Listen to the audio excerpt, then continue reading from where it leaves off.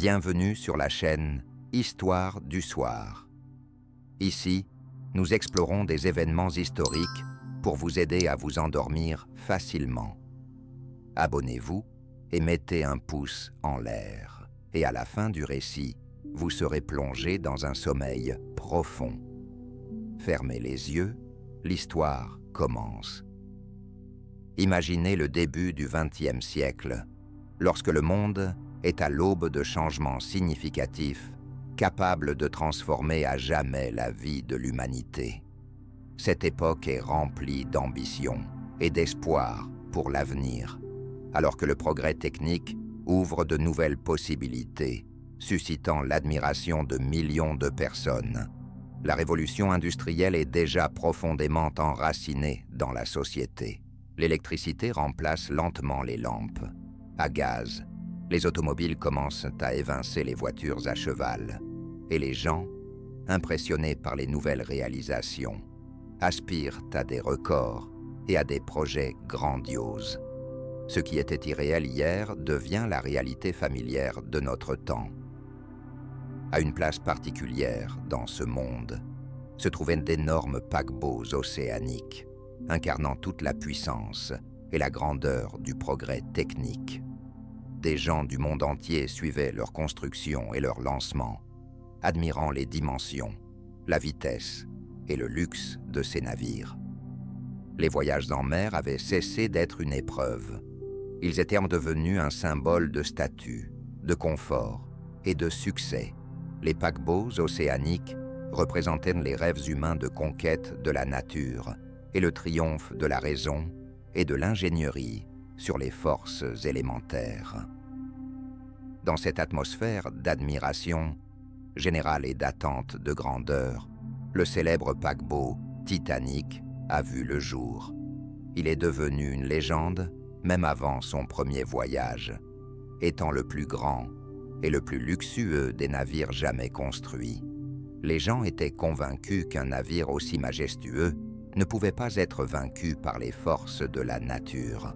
Cependant, c'est précisément cette foi en l'insubmersibilité et en la grandeur de l'homme qui a conféré à l'histoire du Titanic une tragédie et une attractivité particulière. Depuis le jour tragique où le navire le plus célèbre de l'histoire a entrepris son premier et dernier voyage, plus de 100 ans se sont écoulés.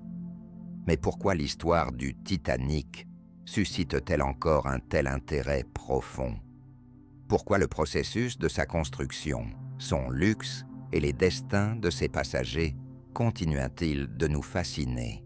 Peut-être la raison en est-elle que cette histoire ne parle pas seulement du navire et de sa catastrophe, mais aussi des gens, de la nature humaine et de la vulnérabilité des rêves les plus grandioses. Aujourd'hui, nous nous embarquons pour un voyage fascinant et émouvant. L'histoire du Titanic mérite d'être entendue, ressentie, comprise et mémorisée. Installez-vous confortablement et plongez dans l'atmosphère de cette époque incroyable. Au début du XXe siècle, les voyages à travers l'océan Atlantique ne sont pas devenus simplement un moyen de transport entre l'Europe et l'Amérique, mais un symbole de progrès, de prestige et de succès. Les compagnies maritimes rivalisaient entre elles, créant des paquebots de plus en plus grands, rapides et confortables, cherchant à devancer leurs concurrents et à attirer les passagers. L'une des compagnies les plus prospères de l'époque était Cunard, propriétaire des paquebots Lusitania et Mauretania.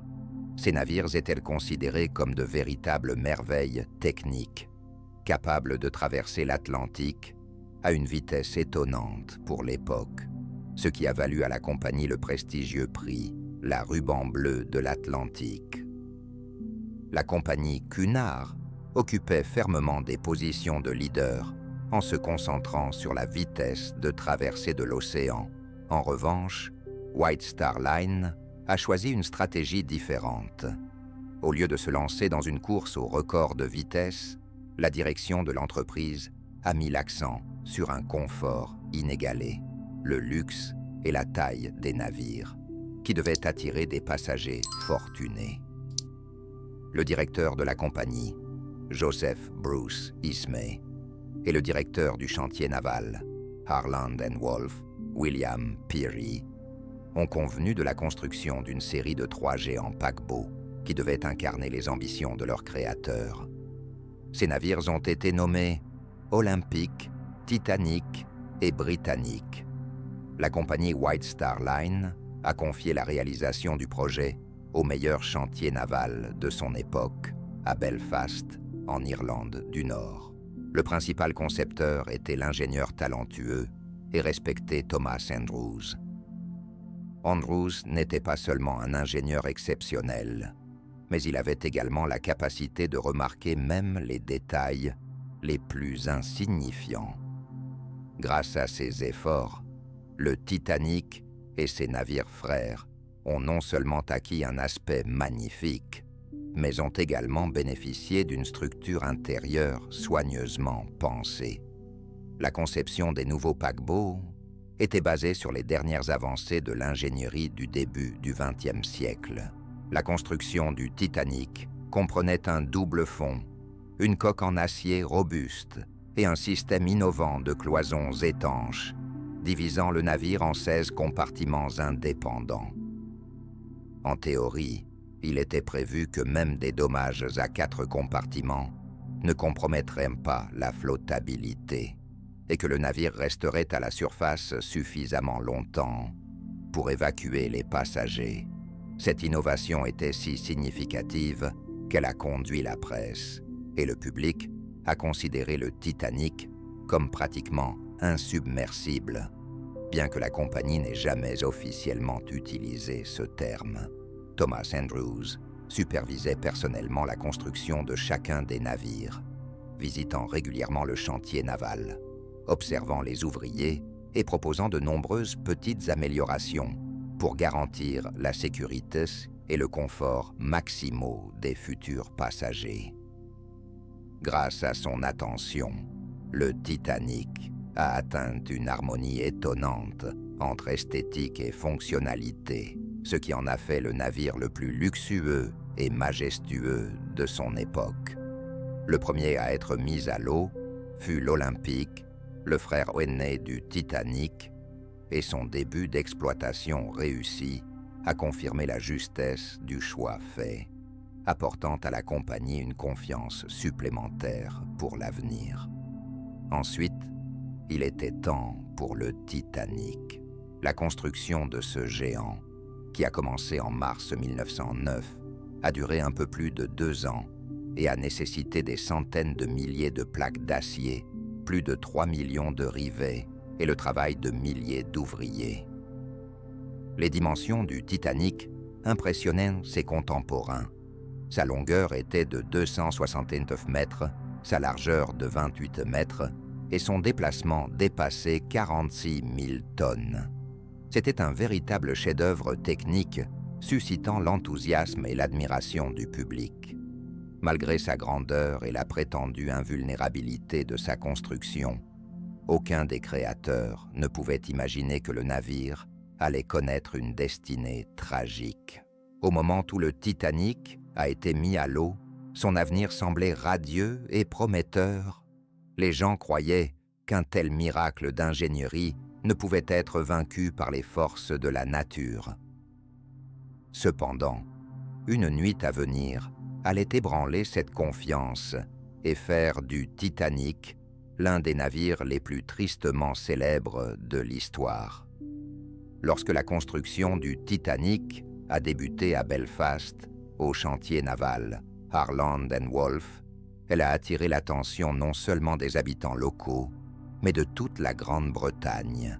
Plus de 3000 ouvriers travaillaient chaque jour sur le chantier, assemblant manuellement d'énormes plaques d'acier, installant des milliers de rivets et montant des coques qui prenaient progressivement des formes grandioses. Le chantier naval est devenu une sorte de ville dans la ville, où l'on travaillait en plusieurs équipes. La nuit, des lampes brillantes éclairait les impressionnantes constructions qui étonnaient même les bâtisseurs expérimentés par leur ampleur. Pour répondre aux défis posés, les technologies et équipements les plus avancés de l'époque étaient nécessaires, y compris de grandes grues, des presses hydrauliques, ainsi que des machines et des mécanismes spécialement conçus pour travailler à une telle échelle. L'une des caractéristiques clés de la construction du Titanic était son double fond, qui aidait à protéger le navire des dommages en cas de collision avec des obstacles sous-marins, en plus des célèbres cloisons étanches. De plus, le navire était équipé d'un système de fermeture d'urgence des compartiments depuis le poste de commandement du capitaine, permettant d'isoler les zones endommagées en moins d'1 minute. Ces solutions techniques étaient très innovantes et étaient perçues comme un véritable chef-d'œuvre d'ingénierie de leur époque. Lorsque la coque du Titanic fut achevée, la phase la plus impressionnante et la plus cruciale commença, l'aménagement des espaces intérieurs. Les intérieurs du paquebot étaient conçus non seulement pour impressionner les passagers de première classe, mais aussi pour conquérir leur cœur par leur luxe et leur confort, surpassant tout ce que quiconque avait pu voir sur des navires auparavant. Une admiration particulière était suscitée par le majestueux escalier d'honneur de première classe, menant du pont principal au somptueux salon et restaurant. L'escalier était réalisé en bois rouge soigneusement poli, orné de délicates sculptures. À son sommet se trouvait un grand dôme en verre, laissant passer une douce lumière naturelle et créant une atmosphère de raffinement et de sérénité. À proximité se trouvaient des restaurants luxueux, proposant des plats raffinés, capables de satisfaire les gourmets les plus exigeants. Le restaurant principal de première classe impressionnait non seulement par la magnificence de sa cuisine, mais aussi par son décor élégant. Vaisselle en porcelaine, couverts en argent étincelant, verres en cristal et nappes délicates, dont la blancheur soulignait l'atmosphère raffinée. Une attention particulière doit être accordée au célèbre salon fumeur, décoré dans l'esprit d'un club britannique classique. L'intérieur se distinguait par des teintes sombres et nobles, tandis que les murs étaient encadrés de finitions en bois rouge et en plaquage de noyer. Le soir, les passagers s'y retrouvaient pour discuter des nouvelles, partager leurs impressions ou simplement profiter d'un moment de détente avec un verre de brandy et un cigare. La salle de lecture et d'écriture de première classe offrait un espace calme et confortable pour se détendre. L'atmosphère de sérénité, grâce aux fauteuils en velours vert, aux élégantes lampes sur les tables et aux murs ornés de tableaux raffinés, favorisait la lecture, la réflexion ou des conversations tranquilles. Tout aussi impressionnante était la salle de bain turque de première classe, un véritable oasis de détente. Ce service, exotique pour son époque, comprenait des salles de vapeur, des bassins d'eau fraîche et des zones pour les massages et le repos. Les murs étaient ornés de carrelage marocain, de mosaïques et de vitraux, tandis qu'un éclairage doux contribuait à créer une atmosphère de paix et de relaxation totale. Pour la première fois sur un paquebot océanique, une salle de sport était équipée d'appareils de fitness modernes du début du XXe siècle. Les passagers avaient la possibilité de maintenir leur forme physique même lors de longs voyages à travers l'océan, en utilisant des appareils de gymnastique, des vélos spéciaux et des machines à ramer. Ainsi, le Titanic n'était pas seulement un navire transportant des passagers à travers l'Atlantique, mais aussi un symbole d'une nouvelle époque, reflétant les idéaux de luxe et de confort qui n'étaient auparavant accessible que sur Terre. Les personnes montant à bord plongeaient dans une atmosphère distincte de la banalité des voyages en mer, qui semblait magique et presque irréelle. Cependant, ni le luxe ni les solutions d'ingénierie novatrices n'ont pu prévenir la tragédie qui a à jamais marqué le nom du Titanic dans l'histoire. Alors que la première classe sur le Titanic symbolisait le luxe et le confort maximal, la deuxième classe offrait aux passagers chaleur et commodité, qui étaient assez généreuses pour leur époque. Les cabines de deuxième classe se distinguaient par leur confort, leur propreté et leur espace, proposant des lits confortables, de petits placards et un éclairage doux, contribuant à créer une atmosphère agréable. Une fierté particulière résidait dans les espaces communs. Les passagers de deuxième classe pouvaient profiter d'une salle à manger spacieuse, où un menu varié et de haute qualité était proposé, incluant plusieurs plats au choix, une rareté pour la classe moyenne sur d'autres navires de l'époque. De plus, ils disposaient d'un salon séparé avec une bibliothèque, où il était possible de lire, de jouer à des jeux de société ou de mener des conversations tranquilles autour d'une tasse de thé. Il y avait également un pont promenade spécial, permettant de profiter de l'air marin et des vues magnifiques sur l'océan, créant ainsi une sensation d'espace personnel et de confort, rarement rencontrée sur d'autres navires de deuxième classe. La troisième classe sur le Titanic était la plus modeste, mais même ici, les conditions dépassaient de loin les normes typiques du début du XXe siècle. Les cabines, simples, propres et fonctionnelles, pouvaient accueillir de 4 à 6 personnes et étaient équipées de lits confortables, de lavabos et de meubles nécessaires. Pour de nombreux émigrants venant de régions pauvres d'Europe, même de telles commodités de base représentaient une véritable révélation. Les passagers de troisième classe mangeaient dans une salle à manger séparée, où des plats simples mais copieux, à base de produits frais, leur étaient proposés. Le pont de troisième classe servait de lieu de rencontre et de détente, important pour les passagers, parmi lesquels se trouvaient des Irlandais, des Suédois, des Italiens et des habitants d'Europe de l'Est. Ils pouvaient se rassembler ici, discutant de leurs espoirs et de leurs projets d'avenir. Ces émigrants se dirigeaient vers l'Amérique non seulement pour un voyage, mais en quête d'une vie meilleure, d'un revenu stable et de nouvelles opportunités. Ayant laissé derrière eux leurs familles et leurs amis, ils rêvèrent d'un nouveau départ au-delà de l'océan. À bord du Titanic se trouvaient de nombreuses personnalités célèbres, dont les destins incarnaient le tragisme et l'héroïsme de cette nuit-là. L'un des cas les plus connus est l'histoire de John Jacob Astor Prum, multimillionnaire, et l'une des personnes les plus riches de son époque. Voyageant avec sa jeune épouse enceinte, Astor a refusé de prendre place dans une chaloupe tant qu'il n'était pas certain de la sécurité de sa femme. Son acte courageux, son calme et sa dignité sont devenus des symboles du véritable comportement d'un gentleman. Tout aussi célèbre est l'histoire de Margaret Brown, devenue un mème sous le nom de Molly Brown, l'insubmersible. Cette femme au caractère fort était riche et indépendante. Lors de la nuit de la catastrophe, elle a fait preuve d'un courage et d'une détermination exceptionnelle.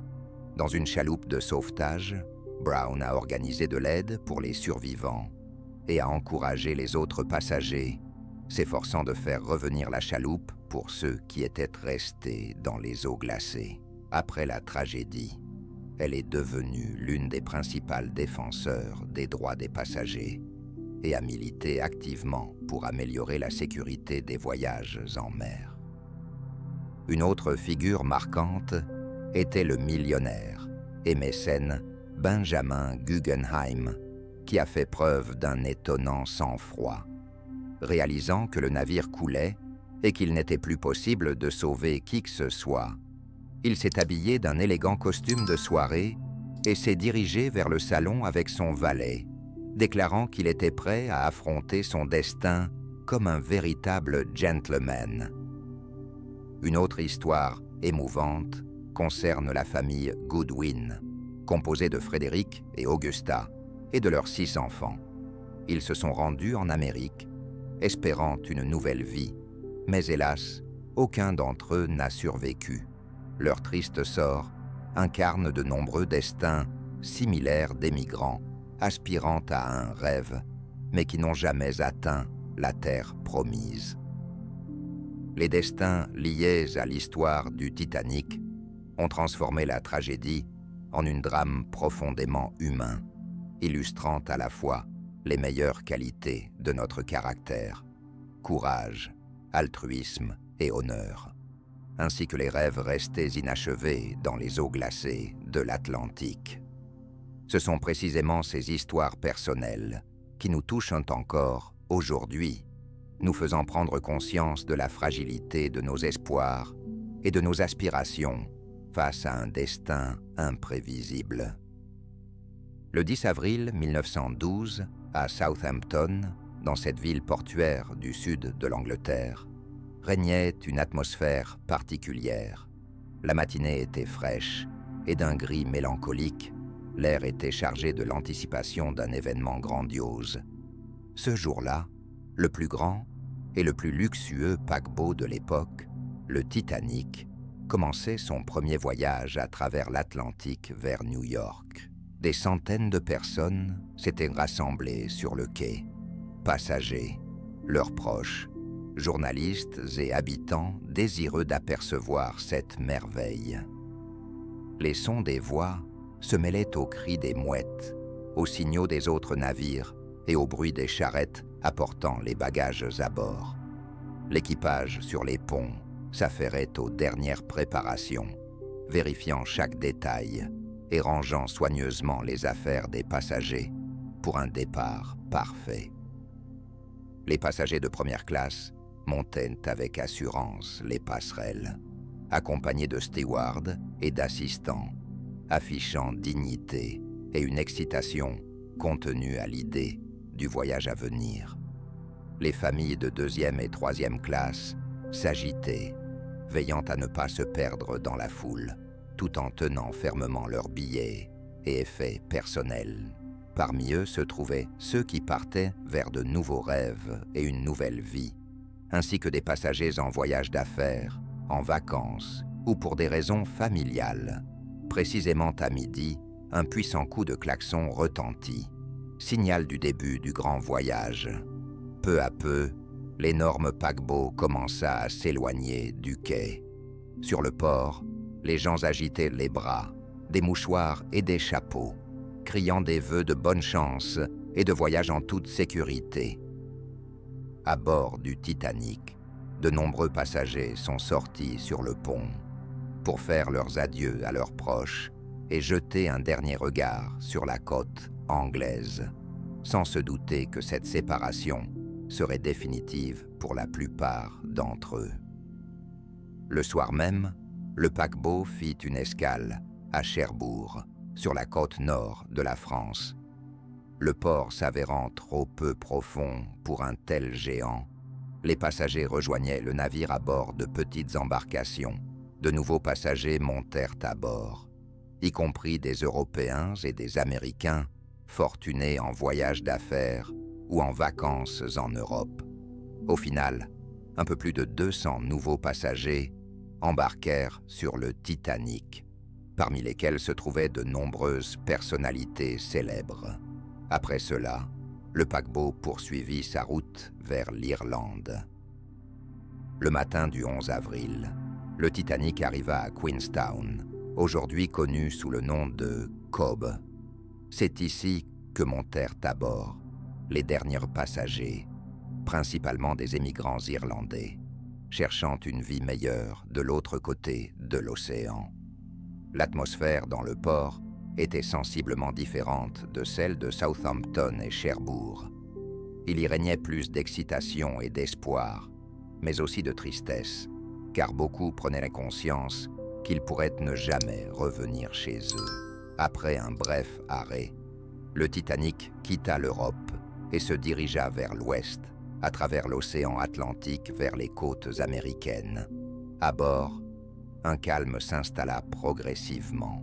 Les passagers s'installaient dans leurs cabines, faisaient connaissance les uns avec les autres et se promenaient sur les ponts, sans se douter de la catastrophe imminente, qui transformera à jamais l'histoire de la navigation et restera gravée dans la mémoire de l'humanité pour des siècles.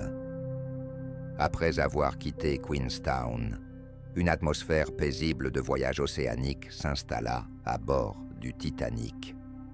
La mer se mouvait d'une tranquillité exceptionnelle.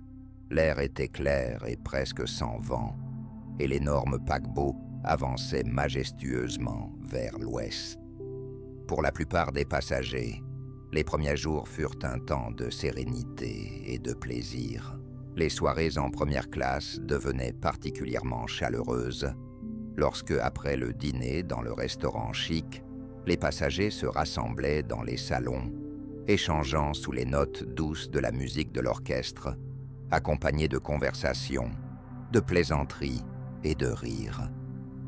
À ces moments-là, il semblait que le monde était parfait et que le voyage à travers l'océan était une célébration mémorable de la vie. Les gentlemen se retrouvaient dans le salon fumeurs, discutant des dernières nouvelles, tandis que les dames profitaient de leurs échanges dans le hall luxueux, s'éloignant des soucis quotidiens. Sur les ponts extérieurs, le soir, on pouvait apercevoir des passagers se promenant en couples ou en petits groupes, savourant l'air marin et la tranquillité de l'Atlantique. Beaucoup d'entre eux regardaient vers l'ouest, réfléchissant à ce qui les attendait à New York. Certains se dirigeaient vers des retrouvailles avec leur famille. D'autres cherchaient de nouvelles opportunités d'affaires ou souhaitaient simplement se reposer. Sur les ponts de troisième classe, les conversations des passagers reflétaient un état d'excitation et de tension émotionnelle. Ils discutaient souvent de leur nouvelle vie, du travail et des espoirs pour l'avenir en Amérique. Cependant, avec l'arrivée de la nuit du 14 avril 1912, tout commença à changer. La matinée débuta comme d'habitude. Temps clair, mer calme et vie rythmée à bord. Les passagers, sans se douter de rien, prenaient leur petit déjeuner, se promenaient et profitaient du confort. Des avertissements concernant des icebergs aperçus par d'autres navires traversant l'Atlantique Nord parvenaient sur le pont du capitaine. À l'époque, de tels messages étaient une pratique courante pour les traversées transatlantiques et ne suscitaient pas d'inquiétude particulière. Le capitaine Edward John Smith et ses officiers, marins expérimentés, croyaient pouvoir détecter et éviter tout obstacle sur leur chemin. Au cours de la journée, l'équipage reçut au moins 6 notifications concernant des champs de glace et des icebergs isolés sur leur route. Cependant, à bord du Titanic, un calme confiant régnait, donnant l'impression que rien ne pourrait entraver son mouvement majestueux. Certaines alertes étaient transmises au pont, tandis que d'autres étaient ignorées ou mises de côté pour plus tard. La principale raison de cette inattention était la confiance totale de l'équipage et des passagers dans la sécurité et la fiabilité du Titanic. Ce sentiment était renforcé par la mer calme et le beau temps, créant une fausse impression de protection. Avec l'arrivée du crépuscule, la température baissa considérablement, et les passagers se promenant sur les ponts ressentirent la fraîcheur, tout en admirant un ciel étoilé d'une clarté incroyable. La brise était légère, et l'atmosphère était calme et paisible. Un magnifique dîner eut lieu dans le restaurant de première classe, après lequel les passagers se dispersèrent tranquillement vers leurs cabines, ou se dirigèrent vers les salons et les fumoirs, pour passer la soirée avec des amis et de nouvelles connaissances. Le capitaine Smith sortit brièvement sur le pont, pour s'assurer que le navire était en bon état. Puis, après une courte conversation avec les officiers, il partit se reposer, laissant l'instruction de le réveiller à la moindre indication de danger. À 23h100, alors que la plupart des passagers étaient déjà dans leur cabine ou se reposaient confortablement dans les salons, le paquebot continuait à avancer, presque à sa vitesse maximale, environ 22 nœuds filant dans la nuit. Sur le pont, étaient de service le premier officier, William Murdoch, et le 6e officier, James Moody, surveillant attentivement l'horizon. À ce moment-là, sur la plateforme d'observation à l'avant, Frederick Fleet et Reginald Lee scrutaient attentivement l'obscurité de l'océan, mais ne distinguaient rien de suspect. Le navire avançait avec assurance vers son destin tragique, et personne ne se doutait à quel point la vie de tous à bord allait changer radicalement dans quelques minutes. À bord du Titanic, l'horloge affichait 23h40 lorsque la nuit fut soudainement percée par le son inquiétant d'une cloche sur la plateforme d'observation. Frederick Fleet fut le premier à apercevoir la silhouette sombre d'un immense iceberg se dressant directement sur la trajectoire du navire. Il frappa immédiatement la cloche et informa par téléphone le pont avec une phrase courte mais menaçante. Iceberg droit devant. Sur le pont du capitaine, des actions décisives furent immédiatement engagées. Le premier officier, William Murdoch, donna l'ordre au timonier.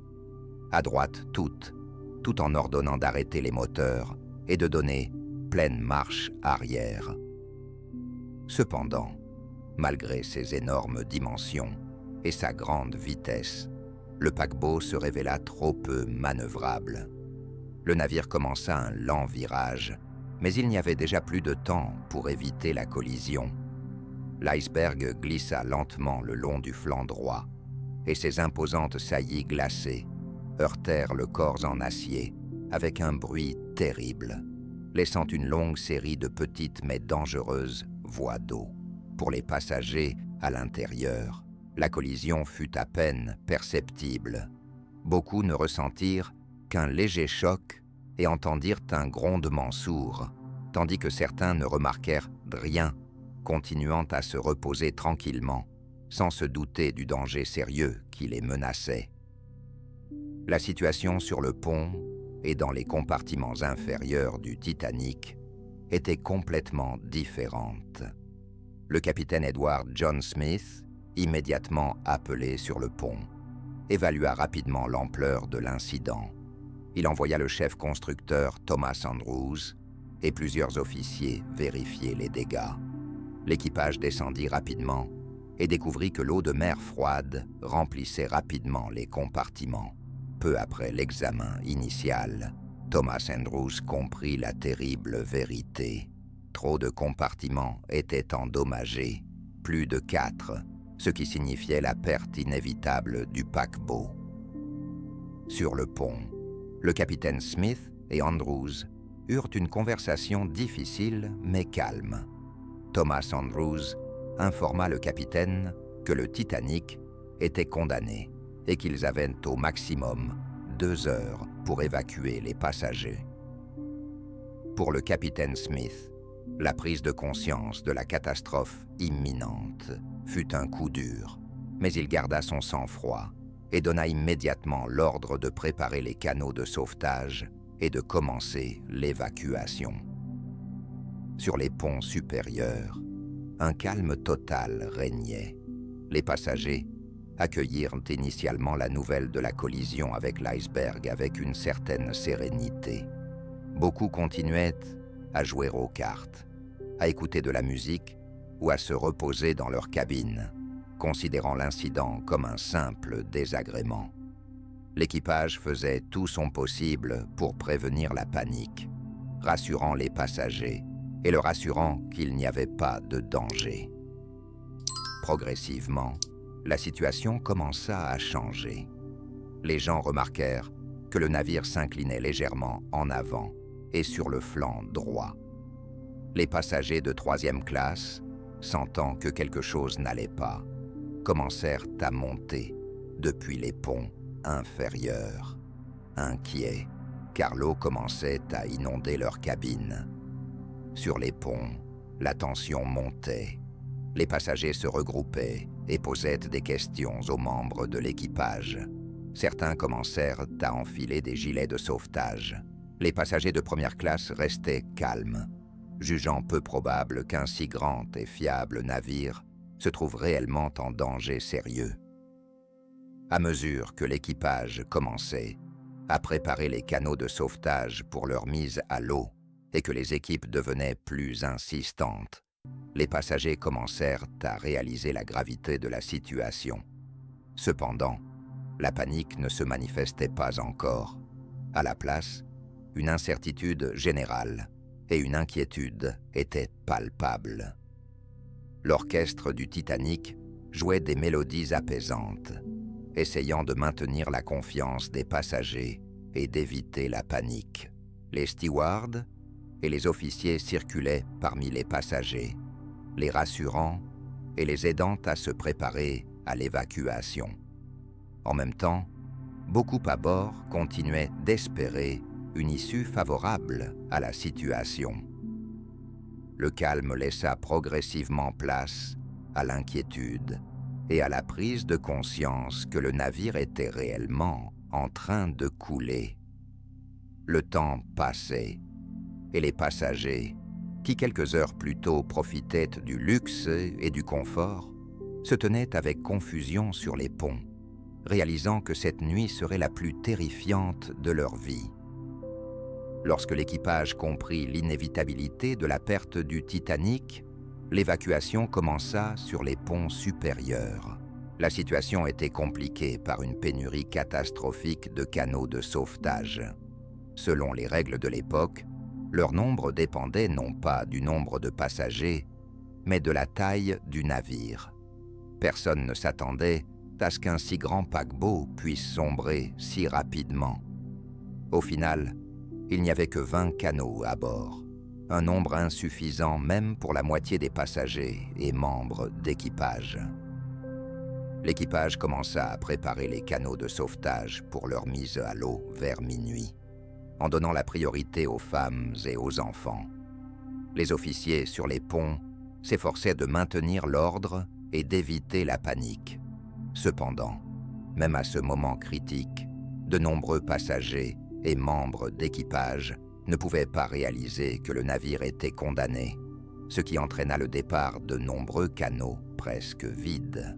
Les gens refusaient simplement de monter à bord, ne croyant pas que le navire était réellement en train de couler. Bientôt, les ponts commencèrent à se remplir de passagers, des compartiments inférieurs, parmi lesquels se trouvaient de nombreuses familles d'émigrants. Les longs couloirs se transformaient en chaos et en inquiétude. Les passagers de 3e classe rencontraient des difficultés pour atteindre les canaux de sauvetage à travers les couloirs et les escaliers labyrinthiques. Les membres de l'équipage ne pouvaient parfois pas les aider en raison des règles strictes limitant les déplacements entre les ponts de différentes classes. Dans ce contexte d'agitation inquiétante, les actions des officiers et des membres de l'équipage se démarquèrent particulièrement. Le premier officier, William Murdoch, resta calme jusqu'à la fin, aidant personnellement les passagers à monter dans les canots et veillant à l'ordre. Le deuxième officier, Charles Lightoller, fit également preuve d'héroïsme, dirigeant l'évacuation avec assurance et détermination. Plus tard, il réussit à survivre dans les eaux glacées, en grimpant sur un canot retourné. L'exploit du capitaine Edward John Smith ne peut également pas être ignoré. Réalisant que son navire était condamné, il refusa de quitter le bateau. Le capitaine resta sur le pont jusqu'à la fin, soutenant son équipage et les passagers, et affronta dignement son destin en plongeant dans l'Atlantique glacé avec le navire. L'acte des musiciens du Titanic fut particulièrement frappant et mémorable. Sous la direction du chef d'orchestre Wallace Hartley, l'orchestre continua à jouer des mélodies apaisantes pour calmer les passagers et prévenir la panique. Les musiciens ne s'arrêtèrent même pas lorsque les canots furent mis à l'eau et que les chances de sauvetage étaient presque épuisées. Leur dernière mélodie résonna au moment où les ponts s'inclinèrent au point qu'il devenait pratiquement impossible de se tenir debout. Cet exploit restera à jamais gravé dans la mémoire humaine comme un symbole d'un courage et d'un dévouement extraordinaire. Les destins des simples membres de l'équipage, stewards, chauffeurs, mécaniciens et autres travailleurs, s'avérèrent tout aussi touchants. Beaucoup d'entre eux ont volontairement donné leur gilet de sauvetage aux passagers et ont continué à remplir leurs fonctions jusqu'à la dernière minute. Les ingénieurs et les chauffeurs, dans les salles des machines, travaillaient sans relâche, maintenant les pompes et l'éclairage à bord du navire. Presque tous périrent, restant à leur poste jusqu'à la fin. Chaque canot, quittant le bord, s'éloignait lentement dans l'obscurité de l'Atlantique, laissant derrière lui le navire, entouré de tragédie et d'héroïsme. Les passagers dans les canots, observant le Titanic, prenaient pleinement conscience de l'ampleur de la catastrophe, mais ne pouvaient pas aider ceux qui étaient restés sur les ponts. Cette nuit-là, des traits, à la fois lumineux et sombres de la nature humaine, se révélèrent. L'altruisme, le courage et la compassion contrastaient avec le désespoir et la peur. Le Titanic, fierté de son époque et incarnation des espoirs humains, s'enfonçait lentement sous les eaux, emportant avec lui les vies et les destins de centaines de personnes.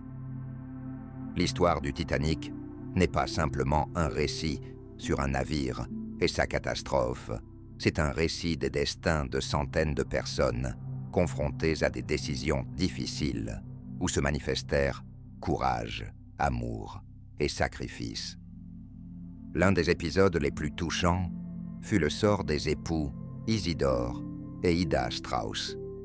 Ce couple âgé, ayant vécu une longue et heureuse vie, voyageait en première classe. Lorsque le moment de l'évacuation arriva, on proposa à Ida une place dans un canot, mais elle refusa de quitter son mari. Malgré les insistantes supplications d'Isidore pour qu'elle se sauve, Ida resta ferme, prononçant la célèbre phrase « Nous avons vécu notre vie ensemble, et je resterai avec toi jusqu'à la fin. » On les vit pour la dernière fois sur le pont, se tenant fermement par la main et acceptant tranquillement leur destin. L'histoire de la famille Allison, voyageant en première classe avec 2 jeunes enfants, était tout aussi touchante. Pendant l'évacuation chaotique, les parents perdirent leur fille aînée Lorraine et, cherchant désespérément à la retrouver, refusèrent de monter dans un canot, ignorant que la fillette avait déjà été sauvée par la nourrice. Les Allison restèrent à bord jusqu'à la toute fin, poursuivant leurs recherches pour retrouver leur enfant. Un destin tragique attendait les jeunes mariés, John et Marianne Tyler. John réussit à aider sa femme à monter dans un canot, puis resta à bord avec leur fils, l'adolescent Jack. Lorsque le navire commença à sombrer, Jack parvint à survivre en s'accrochant à des débris, mais son père, malgré tous ses efforts, périt. Marianne resta dans l'ignorance du sort de son mari et de son fils toute la nuit, jusqu'à ce qu'elle retrouve le survivant Jack à bord du Carpathia le matin suivant. L'histoire de la famille Goodwin, composée des parents et de leurs 6 enfants, reste à jamais marquée par un souvenir amer. À la recherche d'une nouvelle vie en Amérique, ils voyageaient en 3e classe, mais aucun d'entre eux ne survécut. Quelques jours après la tragédie, l'océan rejeta le corps du plus jeune fils, Sidney Goodwin, sur la rive. Le garçon fut enterré comme inconnu, et ce n'est que de nombreuses années plus tard que son identité fut établie grâce à un test ADN. Son destin est devenu le symbole de nombreux malheurs des émigrants, aspirant à un rêve sans jamais atteindre la terre promise. À l'aube du 15 avril, les survivants dans les canaux, au milieu de l'Atlantique glacé, avaient perdu tout espoir de sauvetage. Mais vers 4h30 du matin, des lumières apparurent au loin. C'était le paquebot Carpathia qui, ayant reçu le signal de détresse, se dirigeait rapidement vers les lieux, franchissant les champs de glace à la vitesse maximale. Lorsque les passagers gelés et choqués commencèrent à monter à bord du Carpathia, l'équipage s'efforçait de faire tout son possible pour alléger leur souffrance, offrant des boissons chaudes, des couvertures chaudes, des soins médicaux et des vêtements secs. Les passagers et l'équipage du Carpathia ont volontairement cédé leur cabine pour accueillir les rescapés, faisant preuve d'une compassion et d'une humanité remarquables qui marquèrent de nombreux témoins. À bord, une atmosphère de soulagement se mêlait à la tristesse. Les gens cherchaient leurs proches, espérant leur survie, mais beaucoup d'entre eux, ne trouvant pas leurs proches parmi les sauvés, prirent conscience de leur perte. Les histoires racontées sur ce navire de sauvetage furent par la suite consignées et transmises au monde, bouleversant par la profondeur des destins et des émotions humaines. Le voyage du Carpathia jusqu'à New York dura plusieurs jours, et lorsque le navire arriva au quai le 18 avril, des milliers de personnes s'étaient rassemblées pour accueillir les survivants du Titanic. La ville était en deuil, et l'histoire de la catastrophe se répandit instantanément à travers le monde, laissant une empreinte indélébile dans la mémoire collective. La nuit touchait à sa fin tragique. Il était près de 2h20 du matin, le 15 avril 1912, et à ce moment-là, le Titanic, majestueux symbole de la fierté et du progrès humain, s'était déjà considérablement incliné, son nez sous l'eau. Sa poupe se soulevait lentement, tandis que des centaines de passagers et de membres d'équipage restés sur les ponts observaient avec une résignation silencieuse ce qui se passait, prenant conscience de l'inévitabilité de leur sort. À bord du navire, il n'y avait plus de panique. À la place, une mystérieuse silence régnait, seulement troublé par de rares cris et les bruits du navire qui sombrait. Les gens s'accrochaient aux rambardes, essayant de garder l'équilibre sur les ponts inclinés. Certains priaient silencieusement, tandis que d'autres, se tenant par la main, se disaient adieu sans un mot. Dans ces moments où ceux qui se trouvaient à bord prenaient conscience de l'impuissance de leur situation, toute la puissance et la profondeur de l'esprit humain se révélèrent. Le capitaine Smith monta une dernière fois sur le pont, regarda l'océan et disparut silencieusement, devenant à jamais une partie de la légende de son navire. Pendant ce temps, les musiciens sous la direction de Wallace Hartley achevèrent leur dernière pièce. Leur musique s'arrêta, cédant la place au bruit sourd et au grincement du métal qui accompagnait les derniers instants du paquebot. La poupe du Titanic se souleva haute au-dessus de l'eau et pendant un instant se figea, comme si elle tentait de résister à l'inévitable, avant que la coque ne supporte plus la pression et ne craque, se brisant en deux dans un bruit terrifiant. L'avant du navire s'enfonça rapidement sous l'eau, emportant avec lui ce qui était resté sur les ponts. La poupe resta un instant en position verticale, comme pour faire ses adieux au monde, puis disparut lentement dans l'abîme. La surface de l'océan redevint lisse et calme, comme si rien ne s'était passé. Après le naufrage définitif du navire, dans l'obscurité froide de l'Atlantique, il ne resta que des débris, des gilets de sauvetage et des personnes tentant de rester à flot, attendant une aide qui n'arriverait jamais pour la plupart d'entre elles. Le silence de l'océan demeura le dernier souvenir pour ceux qui n'ont pas survécu. Pour les quelques-uns qui furent secourus à bord du Carpathia, la vie changea à jamais. Ils s'étaient échappés, mais firent face au poids de souvenirs douloureux et d'émotions complexes. Beaucoup de survivants ressentaient de la culpabilité pour leurs camarades, se demandant pourquoi c'était eux qui avaient eu la chance de s'en sortir, tandis que d'autres restaient à jamais dans les eaux froides de l'Atlantique. Molly Brown, surnommée la femme insubmersible, consacra sa vie à aider les victimes de la tragédie et leurs familles, en organisant des événements caritatifs et en travaillant à l'amélioration de la sécurité à bord des navires. Milvina Dean, qui n'avait que 2 mois lors de la catastrophe, devint le dernier témoin vivant de l'événement, décédant presque un siècle plus tard, en 2009. Tout au long de sa vie, elle partagea des récits des événements de cette nuit-là, soulignant l'importance de la mémoire et de la compassion pour l'humanité.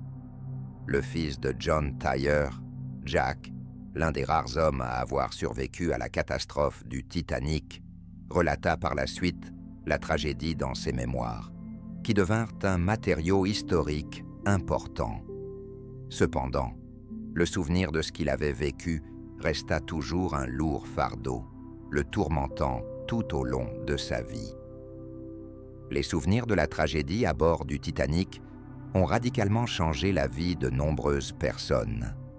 Bien que les passagers et membres d'équipage survivants aient été confrontés à la douleur de la perte, ils trouvèrent en eux la force de continuer à vivre, devenant des témoins vivants non seulement de la tragédie, mais aussi de l'incroyable résilience de l'esprit humain. Le Titanic restera à jamais un symbole à la fois de fierté et de tragédie, de courage et d'impuissance face aux forces de la nature.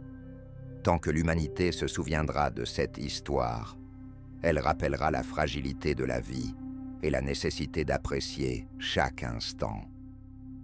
Dès l'arrivée des passagers secourus à New York, de vastes enquêtes sur la tragédie furent lancées. La société et les autorités exigeaient des explications. Comment un tel événement avait-il pu se produire avec le plus grand et le plus luxueux navire de son époque? Dans le même temps, 2 grandes enquêtes officielles étaient menées, l'une britannique et l'autre américaine. Les commissions interrogèrent des centaines de témoins, de passagers, de membres d'équipage et de sauveteurs, tentant de reconstituer chaque minute de la tragédie. Il devint évident que les causes de la catastrophe étaient multiples. Une confiance excessive en la sécurité, l'ignorance des avertissements concernant les icebergs, le manque de canaux de sauvetage, des erreurs de l'équipage et des règles de sécurité mal définies à l'époque. Après la conclusion des enquêtes, des changements significatifs furent apportés aux règles et aux normes de navigation maritime. L'innovation clé fut l'obligation de garantir des places pour tous les passagers et membres d'équipage dans les canaux de sauvetage. Un service radio 24 heures sur 24 fut également instauré à bord des navires pour recevoir en temps utile les signaux de détresse. De nouveaux itinéraires furent élaborés pour les paquebots, afin d'éviter les zones particulièrement dangereuses avec des champs de glace et des icebergs. La tenue d'exercices d'alerte et de formation à l'évacuation devint obligatoire, et les règles de navigation furent renforcées pour éviter la répétition d'une telle tragédie. Cependant, les conséquences de la catastrophe touchèrent non seulement le domaine de la navigation et de la sécurité. La tragédie du Titanic entra rapidement dans la culture populaire, devenant l'une des catastrophes les plus significatives et emblématiques de l'histoire. L'histoire du paquebot inspira la création de nombreux livres, pièces de théâtre, films, expositions et même œuvres musicales. Avec le temps, la légende du Titanic acquit un statut presque mythologique, devenant un symbole de la vulnérabilité humaine face aux forces de la nature et un rappel de la fragilité de nos espoirs les plus sûrs. Le film de James Cameron de 1997 non seulement raviva l'intérêt pour la tragédie, mais enrichit également considérablement cette histoire, la transformant en un élément de la culture populaire contemporaine. Des millions de spectateurs revirent les événements tragiques à travers les destins de personnages à la fois fictifs et réels présentés à l'écran. Pourquoi l'histoire du Titanic continue-t-elle d'attirer l'attention après tant d'années? La réponse pourrait résider dans le fait que cette catastrophe nous pousse à réfléchir sur la profondeur de la nature humaine, le courage et le sacrifice face à l'inévitable, ainsi que sur le fait que le destin du Titanic reflète nos espoirs, nos peurs et nos illusions dans notre quête pour conquérir le monde qui nous entoure. Aujourd'hui, le Titanic repose à une profondeur de près de 4 km dans les eaux froides de l'Atlantique, se dégradant progressivement sous l'effet du temps et des forces océaniques. Cependant, sa mémoire demeure vivante et puissante, nous rappelant l'importance de tirer des leçons du passé et la nécessité d'apprécier chaque instant de la vie, qui reste toujours fragile et précieuse.